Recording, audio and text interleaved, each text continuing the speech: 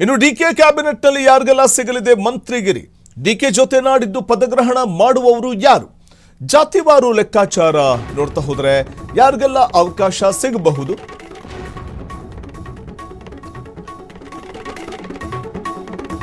DK ಜೊತೆ ನಾಡಿದ್ದು ಪದಗ್ರಹಣ ಮಾಡುವಂತಹ ಆ 9 ಮಂದಿ ಸಚಿವರು ಯಾರು?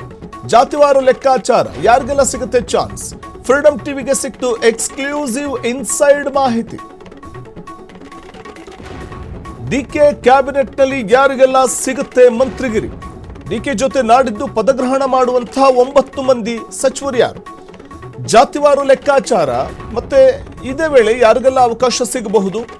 ಫ್ರೀಡಂ ಟಿವಿಗೆ ಎಕ್ಸ್ಕ್ಲೂಸಿವ್ ಆಗಿ ಇನ್ಸೈಡ್ ಮಾಹಿತಿ ಸಿಗ್ತಾ ಇದೆ. ಡಿಕೆ ಕ್ಯಾಬಿನೆಟ್ ನಲ್ಲಿ ಮಂತ್ರಿಗಿರಿ ಸಿಗೋದಾದ್ರೆ, ಸಚಿವ ಸ್ಥಾನ ಸಿಗೋದಾದ್ರೆ ಯಾರಿಗೆಲ್ಲ ಸಿಗಬಹುದು ಅನ್ನುವಂಥ ಒಂದಷ್ಟು ಲೆಕ್ಕಾಚಾರಗಳು ನಡೀತಾ ಇರುವಂಥದ್ದು. ಪ್ರಮುಖವಾಗಿ ಜಾತಿವಾರು, ಜಿಲ್ಲಾವಾರು ಲೆಕ್ಕಾಚಾರಗಳು ಕೂಡ ಇದ್ದೇ ಇರುತ್ತೆ.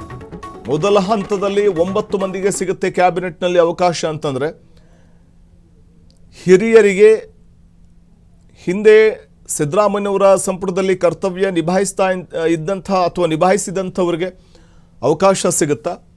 ಸೊ ಅಂಥವ್ರು ಯಾರ್ಯಾರು? ಡಿ ಕೆ ಕ್ಯಾಬಿನೆಟ್ನಲ್ಲಿ ಮಂತ್ರಿಗಿರಿ ಸಿಗೋದಾದ್ರೆ ಯಾರ್ಯಾರಿಗೆ? ಫ್ರೀಡಂ ಟಿವಿಯಲ್ಲಿ ಎಕ್ಸ್ಕ್ಲೂಸಿವ್ ಆಗಿ ಮಾಹಿತಿ, ಇನ್ಸೈಡ್ ಸ್ಟೋರಿಯ ಮಾಹಿತಿ ಸಿಗ್ತಿದೆ. ಡಿ ಕೆ ಶಿವಕುಮಾರ್ ಜೊತೆ ಒಟ್ಟು 10 ಮಂದಿ ಅಂದ್ರೆ ಸಿದ್ದರಾಮಯ್ಯ ಪುತ್ರ ಯತೀಂದ್ರನಿಗೆ ಮಂತ್ರಿಗಿರಿ ಸಿಗಬಹುದು. ಸಿದ್ದು ಮಾಜಿ ಕಾನೂನು ಸಲಹೆಗಾರನಿಗೂ ಸಚಿವ ಸ್ಥಾನ ಸಿಗಬಹುದು.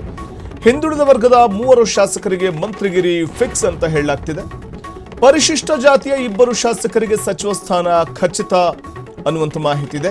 ಇಲ್ಲಿ 2 ಒಕ್ಕಲಿಗ, ಓರ್ವ ಮುಸ್ಲಿಂ ಮುಖಂಡರಿಗೆ ಚಾನ್ಸ್ ಸಿಗಬಹುದು. ಜೂನ್ 3ರಂದು ಡಿಕೆಶಿ ಜೊತೆ ಮಂತ್ರಿಗಳಾಗಿ ಪ್ರಮಾಣ ವಚನ ಸ್ವೀಕಾರ ಮಾಡುವವರು ಯಾರ್ಯಾರು? ಜಾತಿವಾರು ಪಟ್ಟಿ ಹಿಡಿದು ದೆಹಲಿಗೆ ತೆರಳಿದ್ದಾರೆ ಡಿಕೆ ಮತ್ತು ಸಿದ್ದು. ಹಾಗಾಗಿ ಡಿಕೆ ಜೊತೆ ಅಂದರೆ ಡಿಕೆನೂ ಸೇರಿದಂತೆ ಒಟ್ಟು 10 ಮಂದಿ ಪ್ರಮಾಣ ವಚನ ಸ್ವೀಕಾರ ಮಾಡ್ತಾರೆ. ಡಿಕೆ ಜೊತೆಗೆ ಇನ್ನು 9 ಮಂದಿ ಸಚಿವರಾಗಿ ಪ್ರಮಾಣ ವಚನ ಸ್ವೀಕಾರ ಮಾಡುವಂಥವ್ರು ಅಂತಂದರೆ ಯಾರಾಗಿರ್ತಾರೆ ಅನ್ನುವಂಥ ಕುತೂಹಲ ಇದೆ. MLC ಯತೀಂದ್ರ ಸಿದ್ದರಾಮಯ್ಯಗೆ ಕನ್ಫರ್ಮ್ ಸಚಿವ ಸ್ಥಾನ ಸಿಗೋದು ಅನ್ನುವಂಥ ಒಂದು ಮಾಹಿತಿ ಲಭ್ಯವಾಗ್ತಾ ಇದೆ. ಇನ್ನು 2 ಒಕ್ಕಲಿಗ ಮತ್ತು ಓರ್ವ ಮುಸ್ಲಿಂ ಮುಖಂಡರಿಗೂ ಚಾನ್ಸ್ ಸಿಗಲಿದೆ. ಜೂನ್ 3ರಂದು ಡಿಕೆಶಿ ಜೊತೆ ಮಂತ್ರಿಗಳಾಗಿ ಪ್ರಮಾಣ ವಚನ ಸ್ವೀಕಾರ ಮಾಡುವಂಥವ್ರು ಯಾರು ಅನ್ನುವಂಥ ವಿಚಾರವಾಗಿ ಇವತ್ತು ಹೈಕಮಾಂಡ್ ಮಟ್ಟದಲ್ಲಿ ಮಹತ್ವದ ಸಭೆ ನಡೆಯುತ್ತೆ. ಈಗಾಗಲೇ ಜಾತಿವಾರು, ಜಿಲ್ಲಾವಾರು ಪಟ್ಟಿಯನ್ನು ಹಿಡ್ಕೊಂಡು ತೆರಳಲಿರುವಂಥ ನಾಯಕರುಗಳು. ಸೊ ಅದಾದ ಬಳಿಕ ಹೈಕಮಾಂಡ್ ಒಂದು ಸ್ಪಷ್ಟವಾದ ನಿರ್ಧಾರವನ್ನು ತೆಗೆದುಕೊಳ್ಳುತ್ತೆ. ಸಿದ್ದು ಮಾಜಿ ಕಾನೂನು ಸಲಹೆಗಾರನಿಗೂ ಕೂಡ ಸಚಿವ ಸ್ಥಾನ ಸಿಗಬಹುದಾ ಅನ್ನುವಂಥ ಕುತೂಹಲ ಇದೆ. ಇನ್ನು ಹಿಂದುಳಿದ ವರ್ಗದ 3 ಶಾಸಕರಿಗೆ ಮಂತ್ರಿಗಿರಿ ಫಿಕ್ಸ್ ಅಂತ ಹೇಳಲಾಗ್ತಿದ್ದು. ಸೊ ಅಂಥವರು ಯಾರಾಗಿರ್ತಾರೆ? ಸಿಗೋದಾದರೆ ಯಾರಿಗೆ ಸಿಗಬಹುದು? ಈ ಕುತೂಹಲವಂತೂ ಇದ್ದೇ ಇದೆ.